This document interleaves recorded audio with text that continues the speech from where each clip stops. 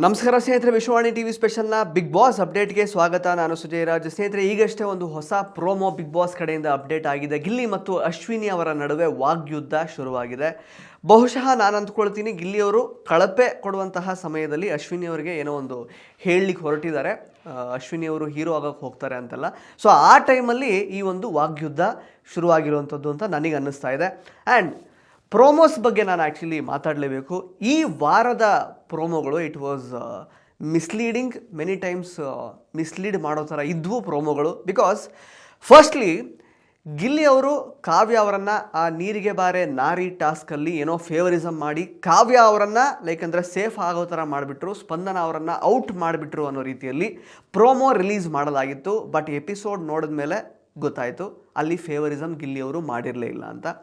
ಹಾಗೆಯೇ ನಿನ್ನೆ ಧ್ರುವಂತ್ ಅವರ ಬಗ್ಗೆ ತಮ್ಮ ಒಂದು ಹಾಡಿನಲ್ಲಿ ಏನೋ ಬೇಡದೇ ಇರೋ ಸಾಹಿತ್ಯವನ್ನು ಧ್ರುವಂತ್ ಮೇಲೆ ಬರೆದು ಅದರಿಂದ ಏನೋ ಧ್ರುವಂತ್ ಟ್ರಿಗರ್ ಆಗಿ ಜಗಳ ಮಾಡೋಕ್ಕೆ ಶುರು ಮಾಡಿದ್ರು ಅನ್ನೋ ರೀತಿಯಲ್ಲಿ ಪ್ರೋಮೋ ಬಿಟ್ಟಿದ್ರು. ಬಟ್ ಎಪಿಸೋಡ್ ನೋಡುವಾಗ ಅದೊಂದು ವಿಷಯನೇ ಆಗಿರಲಿಲ್ಲ. So promos can be misleading, promos are misleading in this week ಅಂತ ಕಣ್ಮುಚ್ಕೊಂಡು ಹೇಳ್ಬೋದು. ಆ್ಯಂಡ್ ಫಸ್ಟ್ ಆಫ್ ಆಲ್ ಈ ಪ್ರೋಮೋ ಮಿಸ್ಲೀಡಿಂಗ್ ಆಗಿ ಏನಿಲ್ಲ. ಗಿಲ್ಲಿಯವರು ಆ್ಯಕ್ಚುಯಲ್ ಕರೆಕ್ಟ್ ಪಾಯಿಂಟನ್ನೇ ಹೇಳೋದಕ್ಕೆ ಹೊರಟಿದ್ದಾರೆ. ಅಶ್ವಿನಿಯವರು ಹೀರೋ ಆಗೋಕ್ಕೆ ಪ್ರಯತ್ನ ಪಡ್ತಾರೆ ಅಂತ. ಆ ಟೈಮಲ್ಲೇ ಅಂದರೆ ಕಂಪ್ಲೀಟ್ಲಿ ಈಗ ಕಳಪೆಗೆ ರೀಸನ್ ಕೊಡುವಾಗ ಯಾರಾದರೂ ಒಬ್ಬ ಕಂಟೆಸ್ಟೆಂಟ್ ಸುಮ್ಮನೆ ಇರಬೇಕಾಗುತ್ತೆ. ಯಾರಾದರೂ ಒಬ್ಬರು ಹೆಸರು ತಗೊಂಡು ರೀಸನ್ ಕೊಡ್ತಾ ಇರುವಾಗ ಸುಮ್ಮನೆ ಇರಬೇಕಾಗುತ್ತೆ. ಆಮೇಲೆ ಬೇಕಿದ್ರೆ ಅದಕ್ಕೆ ರಿಯಾಕ್ಟ್ ಮಾಡ್ಬೋದು. ಬಟ್ ದ ಮೊಮೆಂಟ್ ಗಿಲ್ಲಿಯವರು ಅಶ್ವಿನಿಯವರು ಹೀರೋ ಆಗೋಕ್ಕೆ ಹೊರಡ್ತಾರೆ ಅಂದ ತಕ್ಷಣ ಇವರು ಜೋಕರನ್ನು ಸ್ಟಾರ್ಟ್ ಮಾಡಿದ್ದಾರೆ. ಫೈನ್, ನಾನಿಲ್ಲಿ ಒಂದು ಹೇಳೋಕ್ಕೆ ಇಷ್ಟಪಡ್ತೀನಿ. ಅದಕ್ಕೆ ಗಿಲ್ಲಿಯವರು ಸರಿಯಾಗಿ ಉತ್ತರ ಕೊಡ್ತಾ ಇದ್ದಾರೆ, ನಾನು ಕಾಮಿಡಿಯನ್ ಅಂತ. ಬಟ್ ದ ಥಿಂಗ್ ಈಸ್, ಗಿಲ್ಲಿಯವರು ಅಟ್ಲೀಸ್ಟ್ ಕಾಮಿಡಿ ಆದರೂ ಮಾಡ್ತಾ ಇದ್ದಾರೆ. ಅಶ್ವಿನಿ ಅವರ ಕಾಂಟ್ರಿಬ್ಯೂಷನ್ ಏನು ಈ ಮನೆಯಲ್ಲಿ? First of all from the day one what is her contribution? ಬರೀ ಜಗಳ ಆಡೋದು. ರಕ್ಷಿತಾ ಅವ್ರ ವಿಷಯದಲ್ಲಿ ಏನಾಯಿತು ಅಂತ ಗೊತ್ತು ಆ್ಯಕ್ಚುಲಿ. ಅದಾದಮೇಲೆ ರಘು ಅವ್ರ ಜೊತೆಗೆ ಯಾವ ರೀತಿ ಜಗಳ ಆಡಿದ್ರು ಅಂತ ಗೊತ್ತು. ಕಾವ್ಯ ಅವ್ರ ಜೊತೆಗೆ ಅಂದರೆ ಅವ್ರ ಅಮ್ಮನ ವಿಷಯನೆಲ್ಲ ತಗೊಂಡು ಯಾವ ರೀತಿ ಅಂದರೆ ಬಾಯಿಗೆ ಬಂದಾಗ ಮಾತಾಡಿದ್ರು ಅಂತ ಗೊತ್ತು. ಬರೀ ಜಗಳ ಜಗಳ ಜಗಳ ಈ ರೀತಿ ಕಾಂಪ್ಲಿಕೇಶನ್ಸನ್ನು ಸೃಷ್ಟಿ ಮಾಡಿ ಮನೆಯಲ್ಲಿ ಒಂದು ರೀತಿ ಖಯಾಸನ್ನು ಸೃಷ್ಟಿ ಮಾಡೋದನ್ನು ಹೊರತುಪಡಿಸಿ ಮನೆಯಲ್ಲಿ ಅವರ ಕಾಂಟ್ರಿಬ್ಯೂಷನ್ ಏನು? ಆರ್ ಡು ಯು ಥಿಂಕ್ ಈ ಥರದ್ದೊಂದು ಸುಮ್ಮನೆ ಬೇಡದೇ ಇರೋ ಒಂದು ಕಿಡಿ ಹತ್ತಿಸಿ ಖಯಾಸನ್ನು ಸೃಷ್ಟಿ ಮಾಡೋದೇ ಕಂಟೆಂಟ್ ಹಾಗಾದರೆ ಬಿಗ್ ಬಾಸ್ ಮನೇಲಿ? ಸೊ ಅಂತಹ ವ್ಯಕ್ತಿಗಳನ್ನೇ ನಾವು ಒಪ್ಕೊಳ್ಬೇಕಾ? ಹೆಂಗೆ ಒಪ್ಕೊಳ್ಳೋಕ್ಕಾಗತ್ತೆ? At least okay, Gilli is a comedian. ಈಗ ಎಲ್ಲಿ ಟಕ್ಕರ್ ಕೊಡಬೇಕೋ ಅಲ್ಲಿ ಟಕ್ಕರ್ ಕೊಡ್ತಾ ಇದ್ದಾರೆ ಅವ್ರು. ಆ್ಯಕ್ಚುಲಿ ಸುಮ್ಮನೆ ಬಾಯಿ ಮುಚ್ಕೊಂಡು ಹೇಗಿರೋಕ್ಕಾಗುತ್ತೆ? ಮೊನ್ನೆ ಈಗ ಧ್ರುವಂತ್ ಅವರು ಮತ್ತು ಅಶ್ವಿನಿ ಅವರು ಎಷ್ಟರ ಮಟ್ಟಿಗೆ ಇವರನ್ನು ಕಾಲು ಹೇಳಿದ್ರು ಗಿಲ್ಲಿಯವ್ರನ್ನ. ಸ್ಪೈನಲ್ ಕಾರ್ಡ್ ಇಲ್ಲದೆ ಇರೋನೆ, ತಲೆ ಬಾಚ್ಕೊಳ್ಳೋ, ಫಸ್ಟು ನೀನು ಮತ್ತು ನಿನ್ನ ವಂಶದ ಕುಡಿ ಸರಿಯಾಗಿ ಸ್ನಾನ ಮಾಡ್ಕೊಂಡು ತಲೆ ಬಾಚ್ಕೊಳ್ಳಿ, ನೀಟಾಗಿರಿ, ಏನೇನೆಲ್ಲ ಟ್ರಿಗರ್ ಮಾಡಿದ್ರು. ನಿನ್ನ ಮನೆ ಎಲ್ಲ ಹೋಗಲೇ ಅಂತಂದರು ಧ್ರುವಂತ್ ಅವರು. ಈ ಕಡೆ ಅಶ್ವಿನಿ ಅವರು ಯಾವ್ಯಾವ ರೀತಿ ಆ್ಯಕ್ಚುಲಿ ಕಾಲು ಎಳೆಯೋ ಪ್ರಯತ್ನ ಮಾಡಿದ್ರು. ಅದಕ್ಕೇನು ಟಕ್ಕರ್ ಕೊಡದೆ ಸುಮ್ಮನೆ ಇರಬೇಕಾಗುತ್ತೆ? ಹಾಗಾದರೆ ಟಕ್ಕರ್ ಕೊಡಲೇಬೇಕು ತಾನೆ. ಸೊ ಟಕ್ಕರ್ ಕೊಡೋ ಕೆಲಸನ ಗಿಲ್ಲಿ ಮಾಡ್ತಾ ಇದ್ದಾರೆ. ಸೊ ಇಲ್ಲಿ ಈ ಒಂದು ಪ್ರೋಮೋದಲ್ಲಿ ಗಿಲ್ಲಿ ಅವರ ಸೀರಿಯಸ್ ಮುಖದ ಅನಾವರಣ ಆಗ್ತಾ ಇದೆ ಅಷ್ಟೇ. First of all Gilli has A point ಅಲ್ವಾ? ಅಶ್ವಿನಿಯವರು ಯಾವತ್ತೂ ಕೂಡ ಸಿಂಗಲ್ ಹ್ಯಾಂಡೆಡ್ ಆಗಿ ಯಾವುದೋ ಒಂದು ಟಾಸ್ಕಲ್ಲಿ ವಿನ್ ಆಗಿ ಕ್ಯಾಪ್ಟನ್ಸಿ ಓಟಕ್ಕೆ ಸೆಲೆಕ್ಷನ್ ಆಗಿ ಅಲ್ಲಿಂದ ಕ್ಯಾಪ್ಟನ್ ಆದವರೇನಲ್ಲ. ಎಷ್ಟು ಸಲ ಇನ್ಫ್ಯಾಕ್ಟ್ ಅವರಿಗೆ ಕ್ಯಾಪ್ಟನ್ಸಿ ಓಟಕ್ಕೆ ಸೆಲೆಕ್ಟ್ ಆಗೋ ರೀತಿ ಅವಕಾಶಗಳು ಸೃಷ್ಟಿಯಾದವು ಬಿಗ್ ಬಾಸ್ ಮನೆಯಲ್ಲಿ. ಎಸ್ಪೆಷಲಿ ಈ ವಾರ ಅಂತೂ ಎಷ್ಟರ ಮಟ್ಟಿಗೆ ಅವಕಾಶಗಳು ಸೃಷ್ಟಿಯಾಯಿತು ಬಿಗ್ ಬಾಸ್ ಮನೆಯಲ್ಲಿ. ಬಟ್ ಸ್ಟಿಲ್ ಅವ್ರೀಗ ಆ್ಯಕ್ಚುಲಿ ಏನಾಗಿದೆಯೋ ಗೊತ್ತಿಲ್ಲ, ರಿಸಲ್ಟ್ ಬರಬೇಕಷ್ಟೇ ಅಶ್ವಿನಿ ಮತ್ತು ಧನುಷ್ ಅವರ ನಡುವೆ ಯಾರು ಕ್ಯಾಪ್ಟನ್ ಆಗಿದ್ದಾರೆ ಅಂತ. ಆದರೆ ಎಷ್ಟರ ಮಟ್ಟಿಗೆ ಅವಕಾಶಗಳು ಬಂತು ಅದನ್ನೇ ಅವರು ಪಾಯಿಂಟ್ ಎತ್ಕೊಂಡು ಹೇಳಿದ್ದಾರಲ್ವಾ. ತಪ್ಪೇನಿದೆ? ಹಾಗಂತ ಅಶ್ವಿನಿ ಅವ್ರದ್ದು ಫಿಸಿಕಲ್ ಟಾಸ್ಕ್ಗಳಲ್ಲಿ ಅವ್ರದ್ದು ಎಫರ್ಟೇ ಇರಲ್ಲ ಅಂತ ನಾನು ಹೇಳ್ತಾ ಇಲ್ಲ. ಎಫರ್ಟ್ಸ್ ಡೆಫಿನೆಟ್ಲಿ ಇದೆ. ಮನೆಯಲ್ಲಿ ಇರುವಂತಹ ಹುಡುಗಿಯರಲ್ಲಿ ರಾಶಿಕಾ ಅವರನ್ನು ಬಿಟ್ಟರೆ ತುಂಬ ಚೆನ್ನಾಗಿ ಎಫರ್ಟ್ ಹಾಕುವಂಥದ್ದು ಅದು ಫಿಸಿಕಲ್ ಟಾಸ್ಕಲ್ಲಿ ಅದು ಅಶ್ವಿನಿ ಅವರೇ. ಬಟ್ ಆದರೆ ರಿಸಲ್ಟ್ ಬಂದಿಲ್ಲ ಅಲ್ವಾ? ಎಲ್ರಿಗೂ ರಿಸಲ್ಟೇ ತಾನೇ ಮ್ಯಾಟ್ರ್ ಆಗೋದು. ಈಗ ನಿನ್ನೆ ಗಿಲ್ಲಿ ಅವರು ಸೋತು ಹೋದರು. What ever might be the case. Dhruvanth ಅವರಲ್ಲಿ ಸಿಕ್ಕಾಪಟ್ಟೆ ಫೇವರಿಸಮ್ ಮಾಡಿದ್ರು, ಬೇಕು ಅಂತ ಪಾಸ್ ಕೊಟ್ಟರು. ಈ ಕಡೆ ಸಾಕಷ್ಟು ವಿಷಯಗಳು ಗಿಲ್ಲಿ ಮತ್ತು ರಾಶಿಕಾ ಅವ್ರಿಗೆ ಹೆಲ್ಪ್ ಆಗದೇ ಇರೋ ರೀತಿಯಲ್ಲಿ ಆಯಿತು. ವಾಟ್ ಎವರ್ ಇಟ್ ಈಸ್, ಲಾಸ್ಟಿಗೆ ಫೈನಲ್ ರಿಸಲ್ಟ್ ಏನು? ಗಿಲ್ಲಿ ರಾಶಿಕಾ ಸೋತರು ಅಂತ ಅದಷ್ಟೇ ಬರೋದು ಕನ್ಸಿಡರೇಷನ್ಗೆ. ಸೊ ಅದು ಅಶ್ವಿನಿ ಅವರ ವಿಷಯದಲ್ಲೂ ಅದೇ ಆಗಿದೆ ತಾನೇ ಇಲ್ಲಿ ತನಕ. ಎಷ್ಟು ಸಲ ಕ್ಯಾಪ್ಟನ್ಸಿ ಟಾಸ್ಕಿಗೆ ಅವ್ರು ಸೆಲೆಕ್ಟ್ ಆದರು. ಅಭಿ ಅವ್ರ ಜೊತೆಗೆ ಜಸ್ಟ್ ಡಿಸ್ಟ್ರ್ಯಾಕ್ಟ್ ಆಗದೆ ಇರಬೇಕಾಗಿತ್ತು ಅಷ್ಟೇ, ಕೂತ್ಕೋಬೇಕಾಗಿತ್ತು ಸುಮ್ಮನೆ. ನಿಮಿಷಗಳನ್ನು ಸೆಕೆಂಡ್ಗಳನ್ನು ಎಣಿಸ್ಕೊಂಡು ಮಾಡೋಕ್ಕಾಯ್ತಾ? ಆ ಪಾಯಿಂಟ್ನೇ ತಾನೇ ಎತ್ಕೊಂಡಿರೋದು. ಆ್ಯಂಡ್ ಇನ್ನೊಂದು ನಾನು ನೋಡಿದೆ, ತುಂಬ ಜನ ಕಮೆಂಟ್ ಮಾಡ್ತಾ ಇರೋದು ನೋಡಿದೆ. ಗಿಲ್ಲಿ ಅವರು ಕ್ಯಾಪ್ಟನ್ ಆದಮೇಲೆ ಏನೋ ಬೇರೆ ಥರ ಆಡೋಕ್ಕೆ ಶುರು ಮಾಡಿದ್ದಾರೆ, ಓವರಾಗಿ ಆಡೋದಕ್ಕೆ ಶುರು ಮಾಡಿದ್ದಾರೆ ಅಂತ.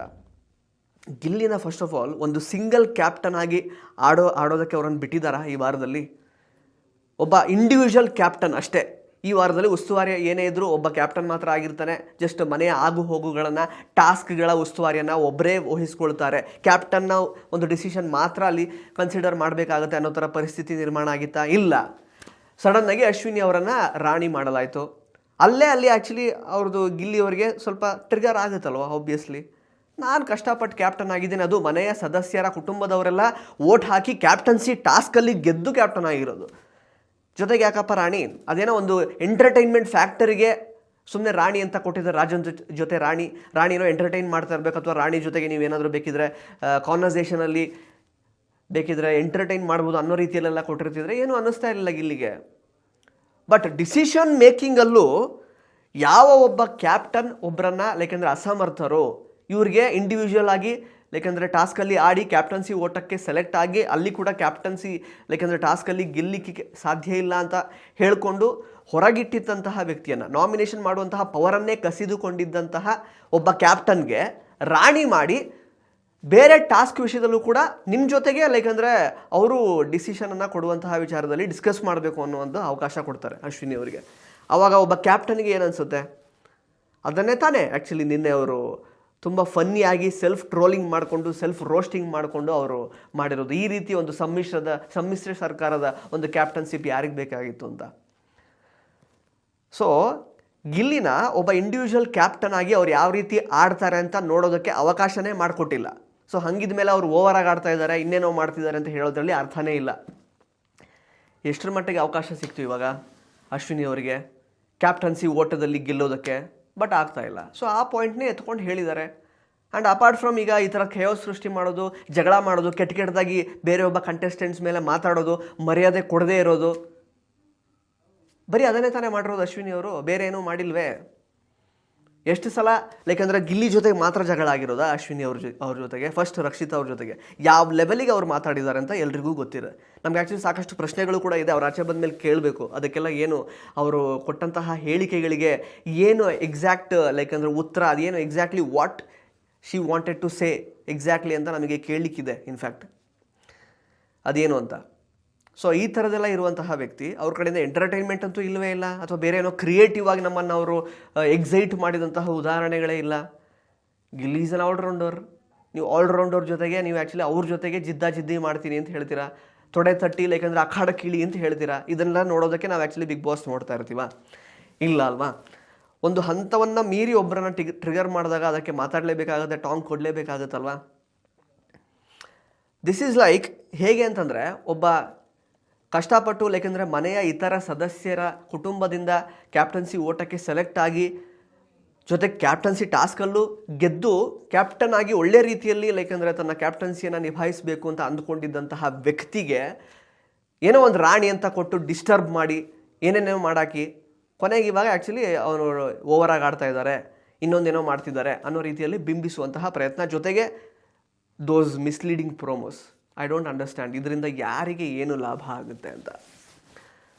ಸೊ ನೋಡೋಣ. ಫಸ್ಟ್ ಆಫ್ ಆಲ್ ಈಗೇನು ಜಗಳ ತೋರಿಸಿದಾರಲ್ಲ, ಈಗ ಕಟ್ಟು ಇಬ್ಬರದು ವಾಗ್ಯುದ್ಧ ಆಗ್ತಿರೋದು ಈ ಥರ ಏನೂ ಆಗಿರಲ್ಲ. ಜೊತೆಗೆ ಬೇರೆಯವ್ರದ್ದು ಏನೋ ಕಳಪೆ ರೀಸನ್ಸ್ ಅಥವಾ ಇನ್ನೊಂದೇನೋ ಕೊಡುವಾಗೆಲ್ಲ ಈ ಥರದ್ದೆಲ್ಲ ವಾಗ್ಯುದ್ಧ ಸಾಮಾನ್ಯವಾಗಿ ಆಗೇ ಆಗುತ್ತೆ.